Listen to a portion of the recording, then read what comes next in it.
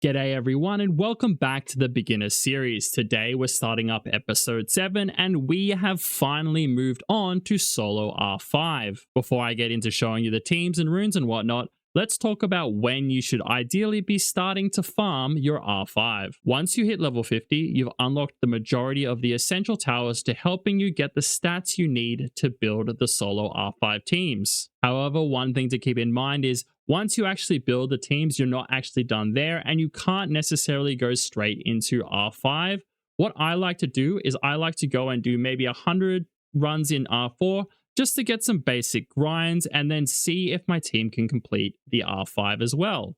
If your team is strong enough, you can just go straight into R5. However, if you're still weak, try to analyze the weak points, go back, maybe farm some more grinds, make sure you have artifacts on all your team, and then go back into the R5 dungeon. If you are playing during the seasonal buff event, I don't really feel like there's a need to build a slow, stable team. We're actually able to go straight into a semi-fast speed team for R5. Just another reason why this event is absolutely insane. Let's talk about the teams and go through the runes. The first thing you will notice is our leader skills. On the left team, we're using Shihua for her 40% attack lead. In the middle team, we're using Lauren for her attack percent lead. And then in the right team, we're using Kali 2A for her fire crit rate lead. Moving first on this team is the Colleen.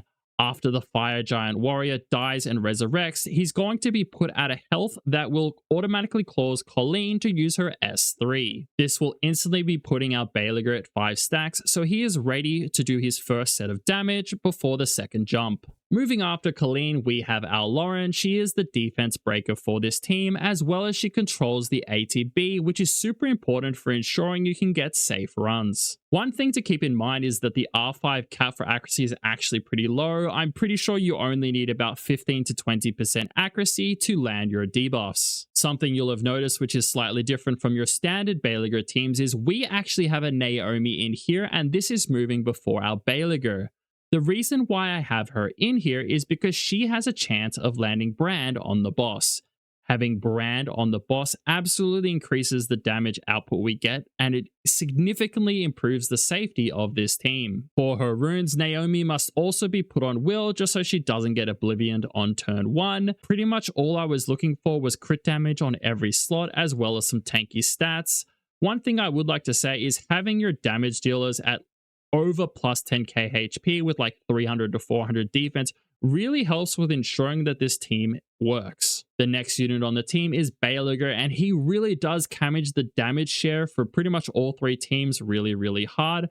You will also notice that we're running this at 68 crit. Unfortunately, we haven't got a good enough will rune yet to just replace him with so that we can get to the 77 crit. It's always important that we make sure that he is always at 5 stacks when he needs to do his damage. One of the things I like to do on this team is I like to make sure that the Giant Warrior is speed 2'd before the Jansen. What this does is this ensures that we keep the turn order for the team, as well as ensuring that after the second jump in the middle, our Bailigr will also get back to 5 stacks. Last up, we have Jansen. His job is pretty much to provide an ATB boost to ensure that the boss can't cut us. He does also revive any dead units, which does help a little bit with ensuring that this team is quite safe. He's the only unit in this team that doesn't really need to be on Will. You do always want to make sure he's tanky enough. If he dies in the middle jump, then this team is not going to work. Moving on to the right team over here, we have the first unit, which is the most important unit on this team, which is Freya. I actually chose Freya for my Selector 4 unit from the beginner events.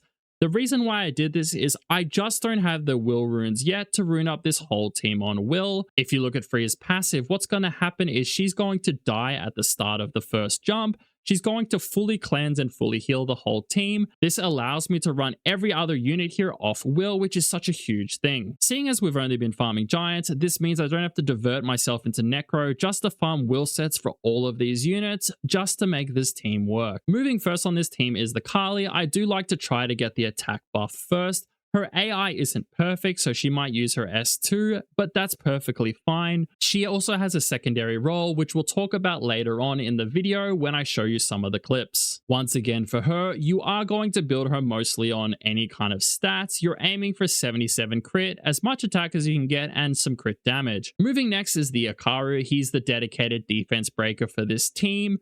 Now, we were able to get over the plus 2,380 mark so that it does team up with 3 units now. As we talked about in the last rune video, we were just looking for defense percent runes with rolls into flat defense on slots 2, 4, and 6. Once again, you only need about 15 accuracy to ensure that the skills do land. The next unit I have tuned in this team is Crow, as he also gives us another chance of landing Brand on the boss. Having consistent Brand units in every single team really does help with ensuring that this team is safe and consistent. Next up, we have the Rayoke. He is just on Fatal Blade. I think we were just looking for random stats. Pretty much we even have some... Yeah, like these runes aren't even that impressive in all honesty. I was actually surprised. Yeah, how did we even get these stats? Not bad, not bad. Okay.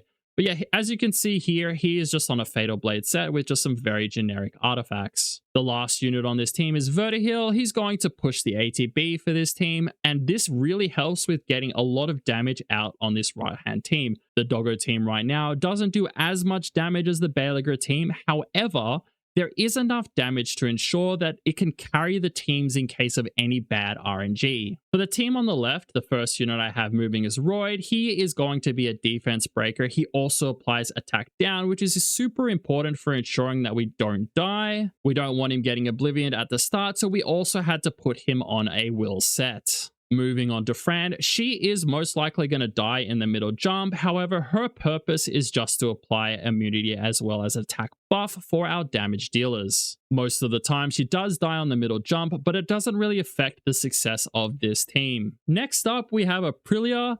She is actually kind of unnecessary. There actually is some other units that I would like to put here, but for now, I had her lying around, so I just put her in. I think we ran out of fight sets or something, so I've actually got her on double fight fatal. It doesn't really matter what she's on. I am going to recommend some other units to replace her with.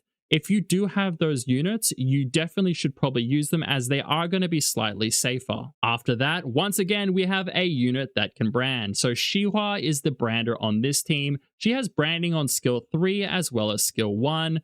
We have her on some janky Swift Blade set, it looks like. And in all honesty, I just tried to make her have enough crit rate, enough crit damage, and enough stats to survive the middle jump. I've actually been pretty lazy. I didn't actually get artifacts for her, but I do recommend everyone go to farm the artifacts. They don't have to be any good at all. Just farm artifacts and put them on every single unit you have in these 3 teams. Next up, we have our Wind Homunculus Hakuna. He is on a Fatal Blade set. He did have to get to the 100 crit rate, so his damage output is slightly less than the other ones. One thing I want to say about the Homunculus is he actually is kind of important for this team to increasing its safety. As long as he doesn't have Oblivion when he dies, his ability to revive actually does help increase the stability of these teams. For both the middle team and the left team, ideally you are going to run these on XXX will, but the right team is the only one that doesn't require any will on any of the units at all. Konami is going to move last in this team. Her heal is actually kind of negligent at this point in the game. However, it's really important that she does cleanse. If she lands the cleanse to ensure that our Hakuna is not Oblivioned, it does ensure that this team doesn't just get wiped instantly, which is really good for ensuring that this whole run is super safe. At first, I spent about 1,000 energy in R4 just to get some basic grinds. I don't think my Ikaru actually had enough defense at that point either. I'm going to show you some screenshots from some 30 runs once we were starting to farm R5. It was not that bad even at the start. It was only failing a couple times in a 30 run. However, once we've actually started to grind and enchant everything later on, this team pretty much only fails maybe once in 30, and it's just going to get better once we get better runes and everything else. Let's talk about the important thing for these 3 teams. The Belager team must get both sets of damage out, and the left team and the right team cannot die super early. This team will not get enough damage to clear the boss. As you can see here, we've got about 10% left. What this means is that both the left and the right teams need to be able to survive long enough to ensure that we get the damage output that we need for the clear. To do this, we need to make sure that the left team can survive long enough as well as the right team can survive long enough for us to ensure that we get the clear.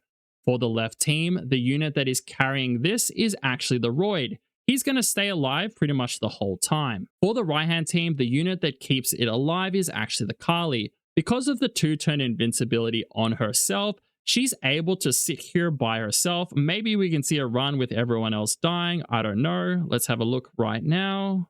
Come on, kill this right team. Do it.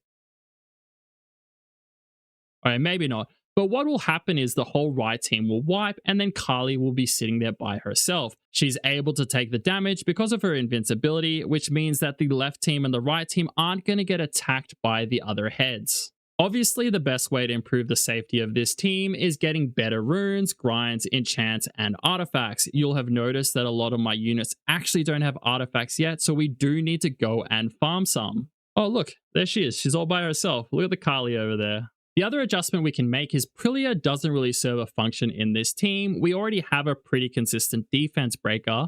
The one thing we are missing from this team is an attack bar controller. If we had pulled a Hua, I would have put her in the team.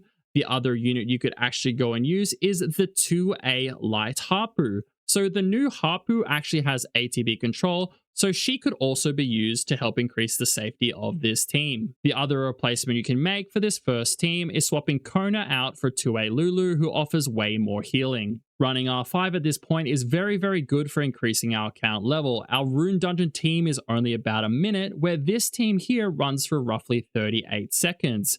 We're burning through our energy, which is really helping us get up in these points. So now we can just keep upgrading all of our towers. As you'll notice, our teams are missing something quite important in pretty much all of them, which is the artifacts. So you could probably take a guess what the next videos are going to be for our series. If you have any questions about the team or maybe some improvements you could make, feel free to leave it in the comments and I'll get back to you as soon as possible.